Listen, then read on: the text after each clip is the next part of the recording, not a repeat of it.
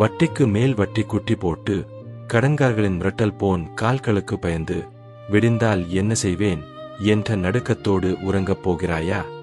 என் உழைப்பெல்லாம் ஓட்டை பையில் போட்ட காசு போல வீணாகிறதே என்று இரத்த கண்ணீர் சிந்துகிறாயா? மனுஷனை நம்பி நீ வாங்கிய கடன்கள் உன்னை சிறைக்கைதியாக மாற்றிவிட்டதா? இதோ உன்னை அந்த பொருளாதாரச் சங்கிலியிலிருந்து விடுவித்து பரலோகத்தின் ஆசீர்வாதத்தை உன் மடியில் கொட்ட இயேசு இன்று உன் வீட்டிற்குள் நுழைகிறார். கடன் பாரம் ஏன் ஏற்படுகிறது? நாம் பல நேரங்களில் தேவனுடைய ஆலோசனையை கேளாமல் நம்முடைய சுய புத்தியையும் உலக மனிதர்களையும் நம்பி ஆடம்பரத்திற்காகவும் அவசரத்திற்காகவும் கடன்களை அள்ளிச் சுமக்கிறோம். வேதாகமம் மிக எச்சரிக்கையாகச் சொல்லுகிறது. நீதிமொழிகள் 22ஆம் அதிகாரம் 13ஆம் வசனத்தின்படி, கடன் வாங்குகிறவன் கடன் கொடுக்கிறவனுக்கு அடிமை. ஆம், நீ எப்போது கடன் வாங்கினாயோ அப்போதே சாத்தான் உன் நிம்மதியையும் கௌரவத்தையும் திருடி உன்னை அடிமையாக்கிவிட்டான். இயேசு உனக்கு காட்டும் வழி என்ன? இதிலிருந்து நீ எப்படி விடுதலை பெற வேண்டும்? முதலாவதாக, மனிதர்களிடம் கையேந்துவதை நிறுத்திவிட்டு உன் தேவைகளை தேவன் மேல் வைக்க வேண்டும். பிலிப்பியர் 4ஆம் அதிகாரம் 19ஆம் வசனத்தின்படி, என் தேவன் தம்முடைய மகிமையின் ஐசுவரியத்தின்படி உங்கள் குறைவையெல்லாம் கிறிஸ்து இயேசுவுக்குள் நிறைவாக்குவார். ஒரு நிஜ வாழ்க்கை உதாரணம். வேதாகமத்தில் 2 இராஜாக்கள் 4ஆம் அதிகாரம் 1 முதல் 7ஆம் வசனத்தின்படி, தீர்க்கதரிசிகளின் புத்திரரில் ஒருவனுடைய மனைவி தன் கணவன் இறந்த பின்பு கடன் காரணமாக கடன்காரர்கள் அவளின் 2 பிள்ளைகளையும் அடிமைகளாக அழைத்து சென்று வேலை செய்ய வைப்பதற்காக அவளின் வீட்டிற்கு வந்துள்ளதாக எலிசா தீர்க்கதரிசியிடம் வந்து கதறினாள். அவளிடம் இருந்ததோ ஒரே ஒரு குடம் எண்ணெய் மட்டுமே. ஆனால் தேவன் அவளுடைய விசுவாசத்தை பார்த்து அந்த ஒரு குடம் எண்ணெயை வற்றாத ஊற்றாக பெருகச் செய்தார். அவள் அந்த எண்ணெயை விற்று தன் கடன்களை எல்லாம் தீர்த்துவிட்டு தன் பிள்ளைகளோடு சுதந்திரமாக வாழ்ந்தாள். அன்று அந்த ஏழை விதவையின் வறுமையை மாற்றிய அதே இயேசு எபிரேயர் 13ஆம் அதிகாரம் 8 வசனத்தின்படி, இன்றும் நேற்றும் என்றும் மாறாத இயேசு உன் வாழ்க்கையையும் மாற்றுவார். உன் வருமானம் காய்ந்து போயிருக்கலாம், ஆனால் கர்த்தர் உனக்கு தரும் வாக்குத்தத்தம் இதுவே. ஏசாயா 58ஆம் அதிகாரம் 11ஆம் வசனத்தின்படி, மகா வறட்சியான காலங்களில் உன் ஆத்துமாவை திருப்தியாக்கி உன் எலும்புகளை நினமுள்ளதாக்குவார். நீ நீர்ப்பாய்ச்சலான தோட்டத்தைப் போல இருப்பாய். இந்த வார்த்தையே இன்று விசுவாசத்தால் பற்றிக்கொள். உன்னை தாழ்த்தியவர்கள் முன்னால் நீ தலை நிமிரப் போகிறாய். அல்லேலூயா. உனக்கான ஜெபம். பரலோக தகப்பனே, இதோ வட்டி மற்றும் கடன்காரர்களின் மிரட்டல்களுக்கு பயந்து அவமானத்திலும் தற்கொலை எண்ணங்களிலும் சிக்கித் தவிக்கும் உம்முடைய பிள்ளைகளை அந்த பொருளாதார சாபக்கட்டுகளிலிருந்து இப்போதே விடுவிக்கும்படி இயேசுவின் அதிகாரமுள்ள நாமத்தில் நான் கட்டளையிடுகிறேன். சாத்தான் இவர்களது கிளறவத்தையும் நிம்மதியையும் திருடி உருவாக்கியிருக்கும் அந்த வறுமையின் சங்கிலிகள் இப்போதே இயேசுவின் நாமத்தில் சுக்குநூறாக உடைந்து சாம்பலாகட்டும். உபாகமம் 28ஆம் அதிகாரம் 12ஆம் வசனத்தின்படி, கர்த்தர் உனக்கு தமது நல்ல பொக்கிஷசாலையாகிய வானத்தை திறந்து ஏற்ற காலத்தில் உன் தேசத்துக்கு மழையை தந்து நீ செய்யும் கைவேலைகளையெல்லாம் ஆசீர்வதிப்பார். நீ அநேகம் ஜாதிகளுக்கு கடன் கொடுப்பாய், நீயோ கடன் வாங்காதிருப்பாய். இயேசுவின் மகா வல்லமையுள்ள நாமத்தில் இப்போதே கட்டளையிடுகிறேன். என் சகோதர சகோதரிகளின் தொழில்களையும் கைவேலைகளையும் முடக்கி வைத்திருக்கும் பொல்லாத அந்தகார தடைகள் இப்போதே இயேசுவின் இரத்தத்தால் நிர்மூலமாக்கப்படட்டும். இவர்களது வறண்ட வருமான வழிகள் அனைத்தும் அடைக்கப்படாமல் பரலோகத்தின் ஆசீர்வாதத்தின் ஜன்னல்கள் இப்போதே இவர்களுக்காக திறக்கப்பட்டும். தீர்க்கதரிசியின் விதவைக்கு எண்ணெயை பெருக்கிய உமது கரம் இவர்களது வீட்டின் வறுமையை இப்போதே மாற்றுவதாக. இனி இவர்கள் மனிதர்களிடம் கையேந்தி அடிமைகளாய் வாழ வேண்டியதில்லை. இவர்கள் பிரபஞ்சத்தை ஆளும் ராஜாதி ராஜாவின் மகிமையான வாரிசுகள். இழந்த கௌரவமும் திருடப்பட்ட நிம்மதியும் இவர்களது ஆத்துமாவுக்குள் இன்று முதல் 100 மடங்கு அதிகமாய் உண்டாவதாக. இவர்களது தலை இப்போதே உயர்த்தப்படுவதாக. வெற்றியையும் கடன் பாரத்திலிருந்து முழுமையான விடுதலையையும் தருகிற ராஜாதி ராஜாவாகிய இயேசு கிறிஸ்துவின் மகா வல்லமையுள்ள நாமத்தில் ஒருமனப்பட்டு ஜெபிக்கிறோம் பிதாவே. ஆமென், ஆமென், ஆமென்.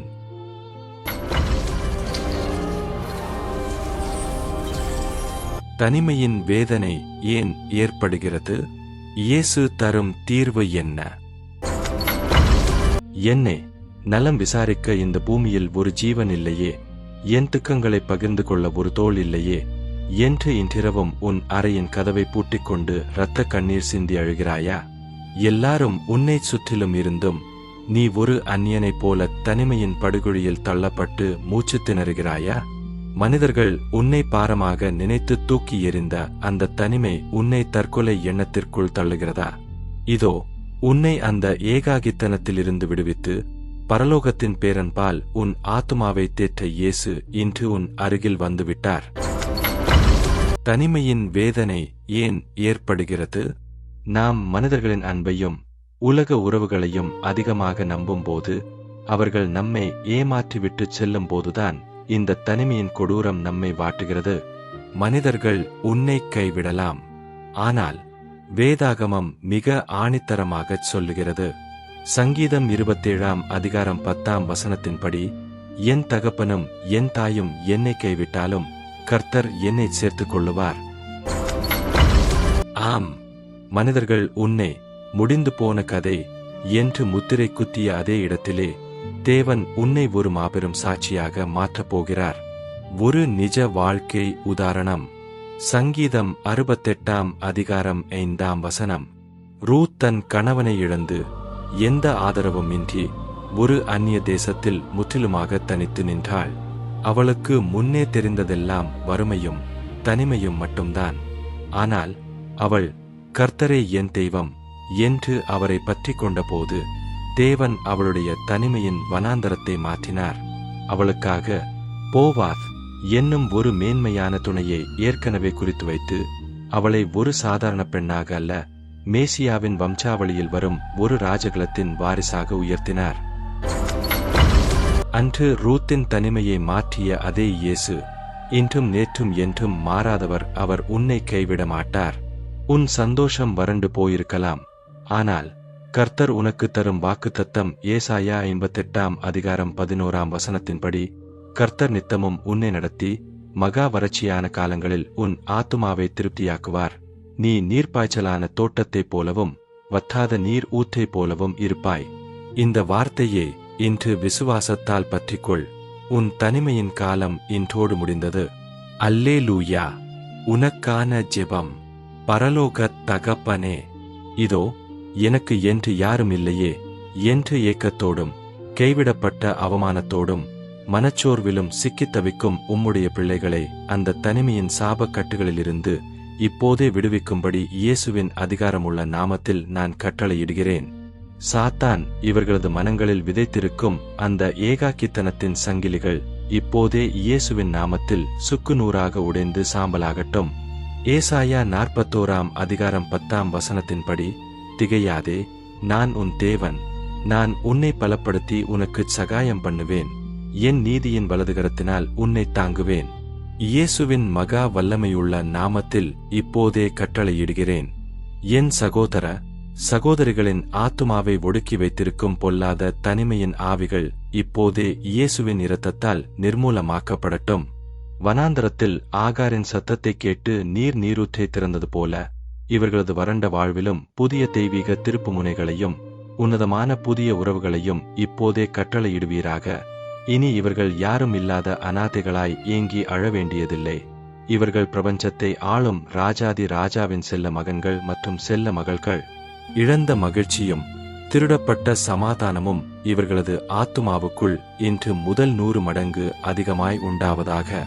இவர்களது வறண்ட வாழ்க்கை நந்தவனமாக மாறட்டும். வெற்றியையும் தனிமையிலிருந்து முழுமையான விடுதலையையும் தருகிற ராஜாதி ராஜாவாகிய இயேசு கிறிஸ்துவின் மகா வல்லமையுள்ள நாமத்தில் ஒருமனப்பட்டு ஜெபிக்கிறோம் பிதாவே. ஆமென், ஆமென், ஆமென். குடும்பத்தில் சமாதானமின்மை ஏன் ஏற்படுகிறது? இயேசு தரும் தீர்வு. எல்லாம் நன்றாக இருக்கிறது என்று வெளியில் உலகம் நினைக்கும்படி நடித்தாலும் உன் வீட்டின் 4 சுவர்களுக்குள் இன்றிரவும் சண்டையும் சச்சரவும் சமாதானமின்மையுமாயும் நரக வேதனை அனுபவித்துக் கொண்டிருக்கிறாயா? கணவன் மனைவிக்குள் இருக்கும் அந்த சிறு விரிசல்களும் மாமியார் நாத்தனார் கொடுமைகளும் அந்தரங்க துரோகங்களும் உன் இதயத்தை ரணமாக்குகிறதா? சாத்தான் உன் குடும்பத்தின் அன்பை திருடி உன்னை தற்கொலை எண்ணத்திற்குள் தள்ளுகிறதா? இதோ சாத்தானின் பிரிவினை சுவர்களை தகர்த்து உன் குடும்பத்தில் பரலோகத்தின் சமாதானத்தை ஊற்ற இயேசு இன்று உன் வீட்டிற்குள் நுழைகிறார். குடும்பத்தில் சமாதானமின்மை ஏன் ஏற்படுகிறது? நாம் ஒருவரையொருவர் மன்னிக்காமல் கசப்புகளையும் கோபங்களையும் இதயத்தில் பூட்டி வைக்கும் போதுதான் சாத்தான் அங்கே சண்டைகளை எழுப்புகிறான். வேதாகமம் மிக எச்சரிக்கையாகச் சொல்லுகிறது. நீதிமொழிகள் 28 அதிகாரம் 25 வசனத்தின்படி, அகந்தை உள்ளவன் சண்டையை எழுப்புகிறான், கர்த்தரை நம்புகிறவனோ செழிப்பான்.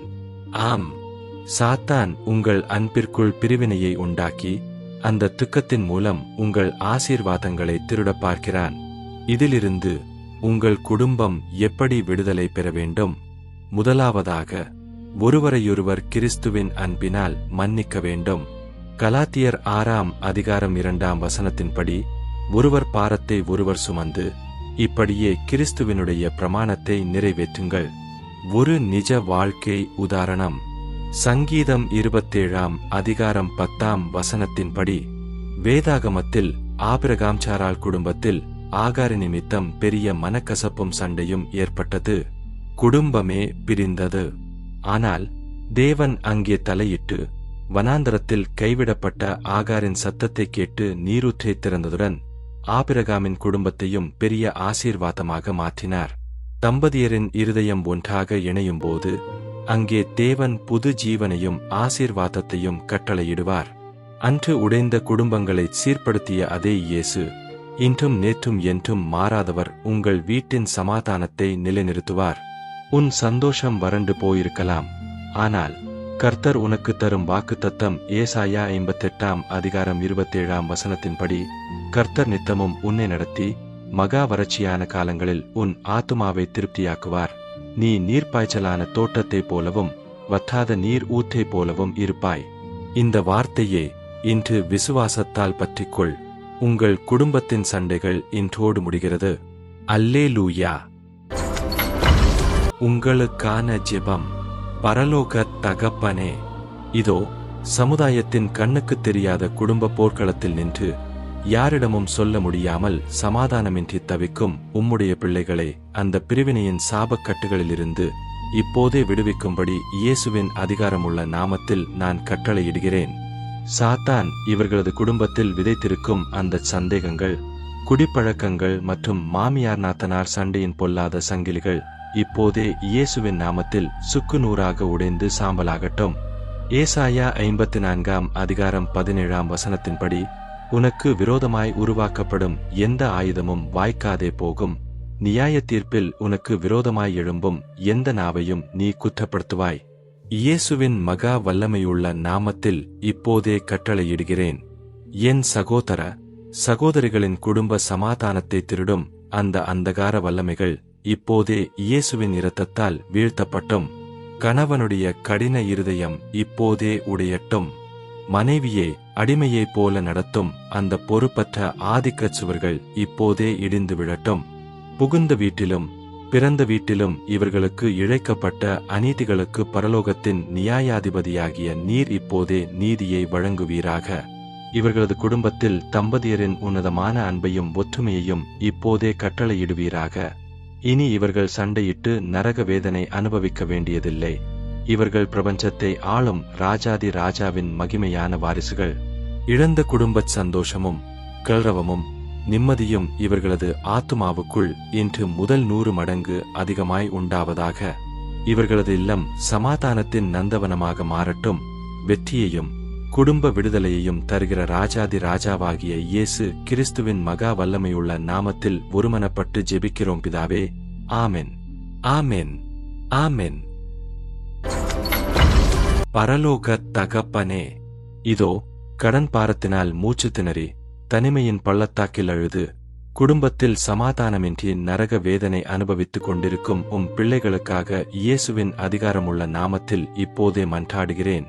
சாத்தான் இவர்களது நிம்மதியையும் கௌரவத்தையும் திருடி உருவாக்கியிருக்கும் அந்த வறுமை, ஏகாக்கித்தனம் மற்றும் பிரிவினையின் சங்கிலிகள் அனைத்தும் இப்போதே இயேசுவின் நாமத்தில் சுக்குநூறாக உடைந்து சாம்பலாகட்டும். சாத்தான் இவர்களது நிம்மதியையும் கௌரவத்தையும் திருடி உருவாக்கியிருக்கும் அந்த வறுமை, ஏகாக்கித்தனம் மற்றும் பிரிவினையின் சங்கிலிகள் அனைத்தும் இப்போதே இயேசுவின் நாமத்தில் சுக்குநூறாக உடைந்து சாம்பலாகட்டும். சங்கீதம் 91 அதிகாரம் 7 வசனத்தின்படி, 1000 பேர் 1000 பேர் உன் பக்கத்திலும் 10,000 பேர் உன் வலது பக்கத்திலும் விழுந்தாலும் அது உன்னை அணுகாது.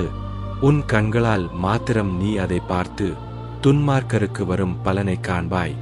இயேசுவின் மகா வல்லமையுள்ள நாமத்தில் இப்போதே தீர்க்கதரிசனமாய் கட்டளையிடுகிறேன். உபாகமம் 28 அதிகாரம் 12 வசனத்தின்படி, இவர்களது வறுமை நீங்கி கைவேலைகள் ஆசீர்வதிக்கப்பட்டு கடன்களின் சாபம் இப்போதே ஒழியட்டும். வனாந்தரத்தில் ஆகாரின் சத்தத்தை கேட்ட தேவன் இவர்களது தனிமையை மாற்றி உன்னதமான புதிய உறவுகளையும் மேன்மையான வாழ்வையும் தருவீராக. கணவன் மனைவிக்குள் இருக்கும் கசப்புகள், சந்தேக பேய்கள் மற்றும் குடிப்பழக்கத்தின் பொல்லாத கட்டுகள் இப்போதே இயேசுவின் இரத்தத்தால் நிர்மூலமாக்கப்படட்டும். இவர்களது இல்லம் சமாதானத்தின் நந்தவனமாக மாறட்டும். ஏசாயா 54 அதிகாரம் 17 வசனத்தின்படி, இவர்களுக்கு விரோதமாய் உருவாக்கப்பட்ட எந்த ஆயுதமும் வாய்க்காதே போகட்டும். இவர்கள் இனி பயத்தின் அடிமைகள் அல்ல. இவர்கள் ராஜாதி ராஜாவின் மகிமையான வாரிசுகள். இழந்த கௌரவமும் பொருளாதார விடுதலையும் அசைக்க முடியாத குடும்ப சமாதானமும் இவர்களது ஆத்துமாவுக்குள் இன்று முதல் 100 மடங்கு அதிகமாய் உண்டாவதாக. வெற்றியையும் முழுமையான விடுதலையையும் தருகிற கர்த்தராகிய இயேசு கிறிஸ்துவின் மகா வல்லமையுள்ள நாமத்தில் ஒருமனப்பட்டு ஜெபிக்கிறோம் பிதாவே. ஆமென், ஆமென், ஆமென். என் கடன் பாரம், தனிமை மற்றும் குடும்பச் சண்டைகள் இன்றோடு இயேசுவின் நாமத்தில் முடிவுக்கு வந்தது என்று விசுவாசிப்பவர்கள் இப்போதே கமெண்டில் ஃப்ரீடம் என்று பதிவு செய்யுங்கள்.